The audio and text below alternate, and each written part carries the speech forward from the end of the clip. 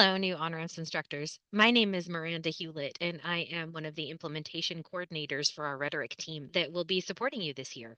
I wanted to give you a quick little introduction to Sibme. So, when you first go to the website, sibme.com, you will see a page like this.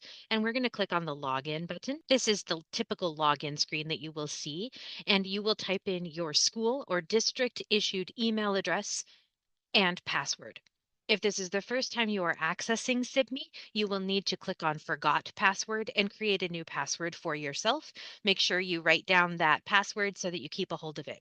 It's very important that you create an account with Sibme that matches your district or school issued email address, because that is the email address that we use as your identifier within our Sibme account. Once I enter my school issued email address and password, I will click Sign In, and you will be taken directly to the rhetoric page.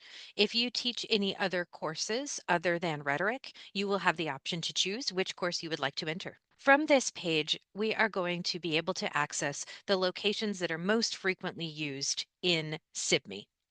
That is going to be within the huddles and the library. Brand new OnRamps instructors will gain access to your mega huddle and the huddle that you share with your mentor instructor when we get closer to the synchronous session later this summer. You already learned about the library in an earlier session. The library is located here at the top of your screen. And when you first access the library, you will see that there is a left-hand navigation menu so that you can search for resources by skill, that is the skill that your students are attempting to learn or that you are attempting to teach, or by college assignment. So for example, the first college assignment after our initial quiz is the MC1, or Mapping a Controversy. If I click on the MC1, I will see that it populates for me all of the resources that are available that are related to that assignment. An important thing to keep in mind about the library is the library contains only vetted content that has been approved and OnRamps endorsed. This is not a place where instructors will add new content, but is a place where content will be moved to be stored for long-term use. Another important thing to remember about the library is that resources found here are not downloadable.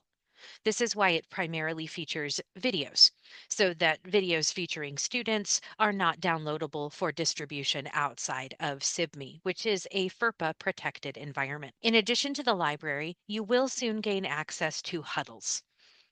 And when you look at your huddles view, you will likely see the mega huddle, and that may be the only huddle that you see at first. Once your mentor is assigned, you will also see a folder like this that has your mentor's name and is called Mentor Corner. That is a smaller huddle within the larger group that only features your mentor and their mentees. So it's a smaller group where you can chat, you can share resources, you can receive resources and videos from your mentor that are not shared with the entire rhetoric team. The mega huddle, on the other hand, is shared by everyone on the rhetoric team. So there are a whole bunch of people in this folder. You can see if we click on participants, there are 528 people who are sharing resources and viewing resources in this folder. Something to keep in mind if you choose to share something here to help you decide, do I want to share it with my smaller mentor team or do I want to share it with everybody? Both are welcome. You will see that the Mega Huddle is divided into folders. So unlike the library, which had the left-hand navigation links, the Mega Huddle features folders by subject. And most of these subjects correspond directly to a specific college assignment. So you can see mapping a controversy, like we just talked about. Those are the first two essays that the students write in their fall semester. And you will see reference to the first quiz, the research summary quiz is here, and the persuasive essays are the final two that they write in the fall. So as you can see, there's a focus on the college assignments. If I was to open one of those folders, I can see all of the content that has been shared by other on-ramps instructors for supporting, for collaborating, for just it's a place where you can come to do some shopping, to look for resources. You'll see video walkthroughs, and you will also see resources such as handouts or worksheets or lesson plans that teachers have shared in order to support each other.